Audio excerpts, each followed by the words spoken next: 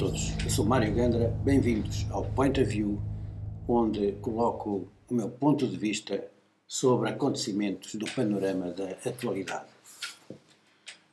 A palavra paz desapareceu do léxico discursivo dos dirigentes da União Europeia e da maioria dos governantes dos países da mesma. E agora, muito recentemente, reapareceu com uma nova roupagem. A palavra paz, desapareceu do discurso político ocidental logo a seguir ao início da invasão russa da Ucrânia, ou da operação militar especial, como os russos lhes chamam. Nesse momento, dir-se-ia que a União Europeia e a Europa em geral teria sido natural que imediatamente tivessem saltado à ribalta, gritando alto à guerra, não queremos uma guerra na Europa. O que pode ser feito para reconstruir a paz o mais rapidamente possível? Vamos promover negociações. Nós não queremos guerra na Europa.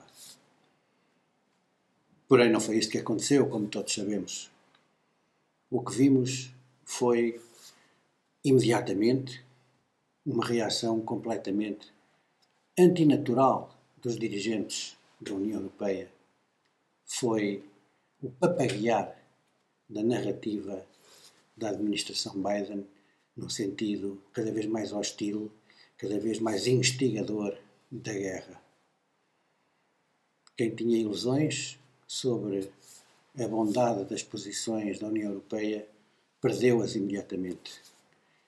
E essa primeira posição, quanto à guerra e não quanto à paz, veio, no fundo, a determinar um caminho, podemos dizer, e agora confirmar, pré-combinado, que se revelou constante até aos dias de hoje.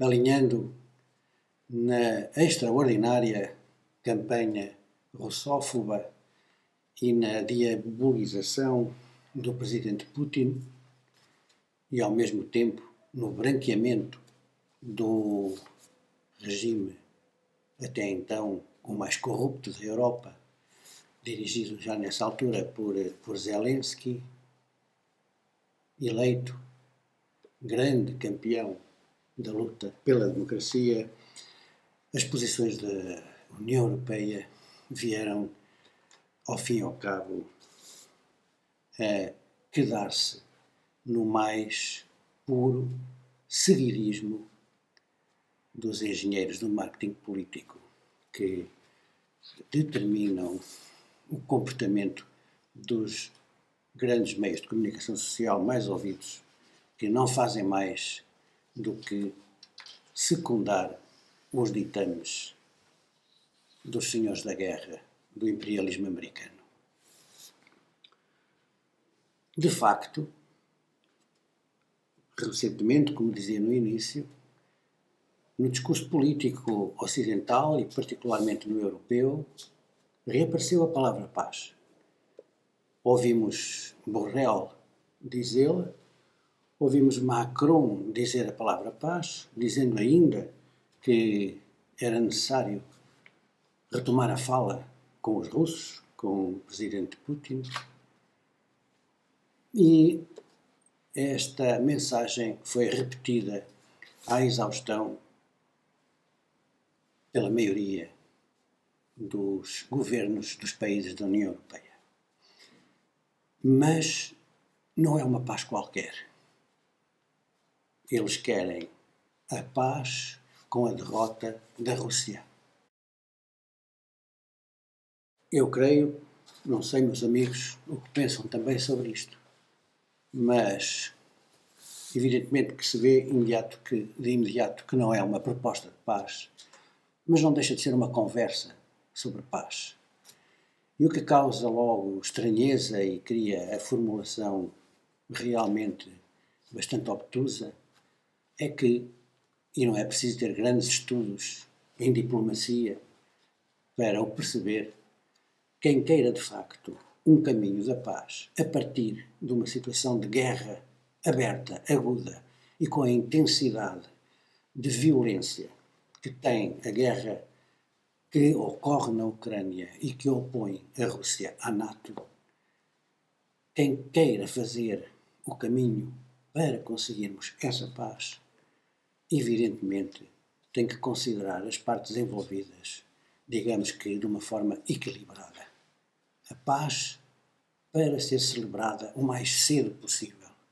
Evidentemente, não a paz dos vencedores sobre os vencidos, a paz da negociação. Ora, quem diz a paz para uma derrota da Rússia, logo à partida, não está a ter uma ideia de paz. Este é um muito mau caminho para a Europa.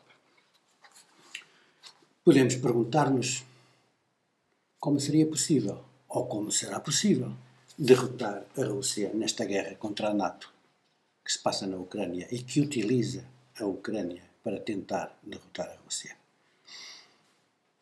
Basicamente, há duas hipóteses talvez mais claras. A Rússia sucumbirá de exaustão económica e militar, com um esforço de guerra absolutamente impossível a páginas tantas de responder, e será então derrotada. Bom, mas não é isso que estamos a ver. Hoje em dia, os próprios meios mais acerrimamente defensores da campanha intoxicante conduzida pelo Pentágono e seguida por todo o Ocidente obediente, hoje em dia, até esses meios de comunicação de massas, já é difícil esconder a realidade. E a realidade é que a Rússia está a ganhar a guerra. Portanto, vemos é que quem vai sucumbindo é a própria Europa, e são os países europeus, com uma taxa de inflação próxima de começar a galopar, já em níveis muito altos na maioria dos países, e para ficar, certamente, com uma crise energética que não está resolvida, com os preços dos combustíveis muito mais altos agora, desde que não são comprados à Rússia, e com a situação dos povos e dos trabalhadores nos países da Europa cada vez mais complicada. E as sanções a fazerem de bumerangue e a situação pior, a situação económica dos países europeus, pior do que a própria Rússia. E também pior até do que a situação americana, a situação interna americana, que também não é boa, é bastante má. A outra possibilidade seria talvez mais difícil de imaginar ou de crer, que seria o acontecimento de a NATO finalmente assumir o combate direto e haver um ataque organizado das forças da NATO à Rússia nos combates na Ucrânia e provavelmente invadindo a própria Rússia. A NATO tem dito que isso não lhe convém, ou tem dito que não quer isso porque não lhe convém. Não é muito crível que isso aconteça. Mas se acontecesse, o resultado seria o mesmo, a derrota da Rússia. Ora, é muito importante considerar que os russos não têm enganado ninguém. Pode-se gostar mais ou menos dos russos e do que estão a fazer, mas eles têm cumprido aquilo que vêm dizendo. Não é crível que as armas nucleares russas pudessem ser empregues dentro do território da Ucrânia. Isso não seria militarmente compreensível e não seria positivo do ponto de vista simbólico para defender a concepção de guerra e da própria postura geral da Rússia quanto à situação atual. Então, uma linha vermelha seria ultrapassada no caso da iminência da derrota militar russa. A última linha vermelha, aquela que os russos não poderão permitir que seja ultrapassada. Essa linha vermelha marca o estabelecimento da sensação nítida de ameaça direta à própria existência e à soberania da Federação Russa. E aí, como vários especialistas em ciências militares têm dito, uma potência militar com armas nucleares, em caso de ameaça direta à sua existência, poderá usar essas armas. O exemplo que temos, o único da história, é o de 1945, com o bombardeamento com bombas atómicas americanas nas cidades de Hiroshima e Nagasaki, que, como sabemos, assassinaram centenas de milhares de vítimas inocentes, porque essas cidades não eram objetivos militares. E os Estados Unidos da América, quando Eisenhower manda lançar as bombas sobre o Japão, não estavam sob ameaça direta. Hoje compreende-se que aquilo que se pretendia, além de experimentar a nova arma, seria apenas a necessidade de poupar recursos humanos e materiais em batalhas nas ilhas japonesas que seriam extremamente difíceis para os americanos. Ora, hoje, com a situação da Federação Russa, no caso dessa derrota que permitiria a celebração da paz, a ameaça à existência e à soberania da Rússia seria direta. E nesse caso, não dentro do território ucraniano, mas fora dele, a resposta russa poderia ser nuclear. E, portanto, parece que este tipo de paz não interessa a ninguém, muito menos aos países da Europa.